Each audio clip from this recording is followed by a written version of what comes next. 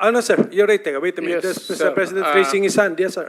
Thank you for giving me the time. I'd like to ask the Colonel, sino yung idiot na superior mo?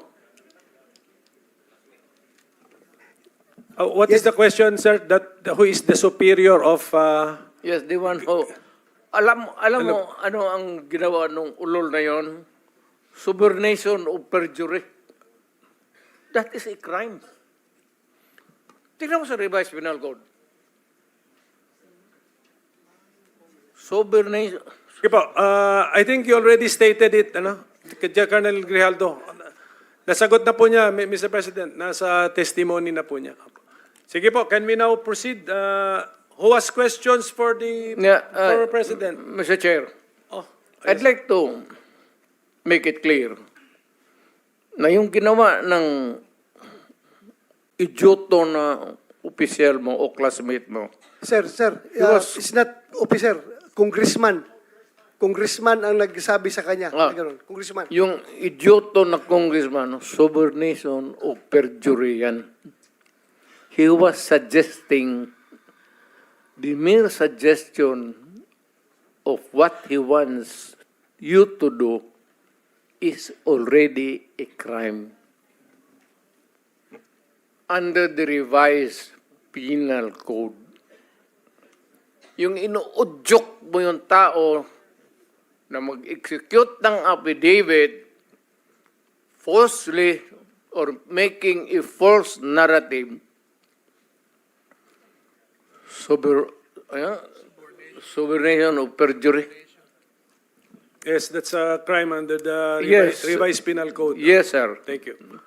Sige, sir, because, okay, we are operating under, time constraints. So, sabi ko kanina, hanggang 3 o'clock lang tayo. But, sige, but, Quick, can we... gusto ko lang habulin yung classmate mo. Ay, yung congressman. Parang papailan ko ng kaso. Total, hindi ko na kailangan yung affidavit mo. Your narrative here is under oath. Hindi ko na kailangan yung affidavit mo. All I have to do is to take out your statement, the basis of filing a case of subornation. Our transcript of records will be available to anyone who will request, Mr. President. Okay, Committee Secretary. A transcript natin available to everyone. Okay, so anybody? Your Honor. Senator Risa? Can we... Your Honor, what is it about, ma'am? about subordination of perjury. We all know about the theory I about just wanted to subordination. say na ganun din po ang ginawa nila. Okay. Subordination of perjury. Sige po. Thank you. Thank you. Senator Risa Ontiveros is recognized. Salamat kaayo, Mr. Chair. So, bago po magsimula, gusto ko lang pong ipaalala sa ating lahat na seryosong usapin ito. At tiwala ako sa chair ng subcom na seryoso tayo dito. At hindi ko po na-appreciate ang napaka-casual na mga sagot ni dating presidente tungkol sa patayan. At tumatawa at pumapalakpak pa ang ilang kasama dito sa session hall. So siguro, tigilin na natin yung nakasanayan natin na normalize at gawing katatawanan ng patayan. Sir, sabi nyo, when you are confronted by a criminal, you must overcome the resistance.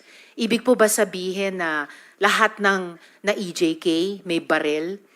Kasi kung gano'n, nasa na po kaya yung mga barel? Dapat may libo-libo ng barel sa custody ng PNP. Do you have any thought on that? No, that is you're asking somebody somewhere or to make an accounting which is not possible. That your question cannot be answered here. All right, sir. So, but I think it can be questioned kung hindi nyo kayang i-address, itatanong po namin sa PNP. Sabi nyo rin po kanina, you take full legal responsibility for the consequences of the drug war. Yes. Kanina rin, Yes. kanina rin sabi nyo maraming mali. No? So, halimbawa, si Kian de los Santos, menor de edad, hindi armado, nagmamakaawa, pero pinatay ng mga pulis sa drug war.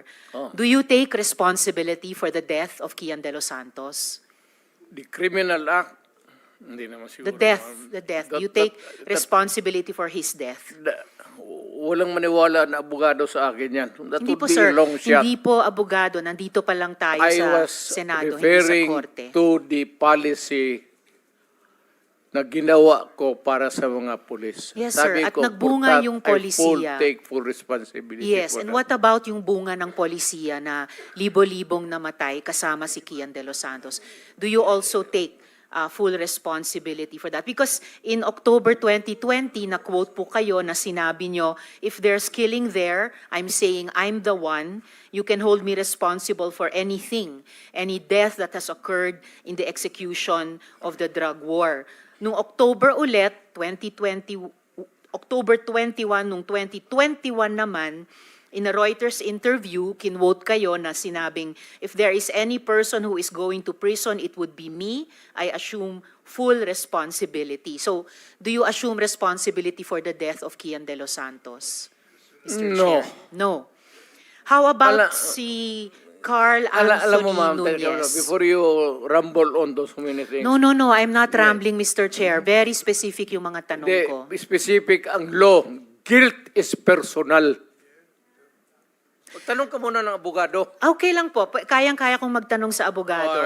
Sige, tanong ka itanong muna ko ngayon po. before we proceed. No. Hindi tayo I magkakaintindihan have prepared dito. these questions with my Guilt legislative is staff. personal. Yes, it's very personal. Hindi So, mo pwedeng ipasa sa iba yan. no, hindi po ito pagpasa. Ah, Iniimbestiga kaya nga. po ng Blue Ribbon yung war on drugs at yung naging bunga na extrajudicial killings dyan.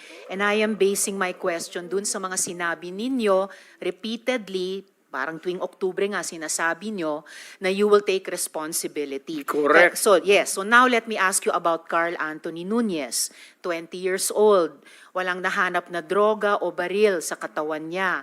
Sabi nga ng investigador, mistaken identity. Do you take responsibility for his death? You know, ma'am, can I ask for a recess of just a It's few all right, minutes? Mr. Chair. Yes. Hearing is suspended. Ang tanong ko po ay, if you take responsibility, as you said in October 2020, as you said in October 2021 about assuming responsibility for the war on drugs, do you take responsibility for the death of Carl Anthony Nunez, Mr. Chair? Alam mo, yung policy, ma'am, hindi mo nakuha yung yung policy ng presidente. Nakuha ko po, policy I maker was din po talking ako. about the policy. I take full responsibility yung sinabi ko na war on drugs.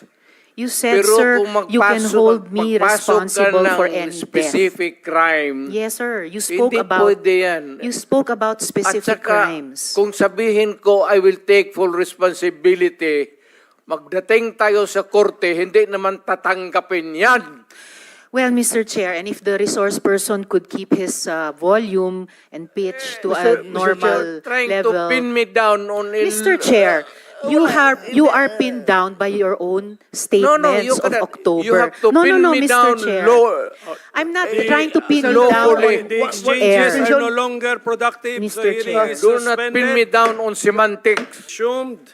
Senator Ontiveros has the floor. Salamat kaayo, Mr.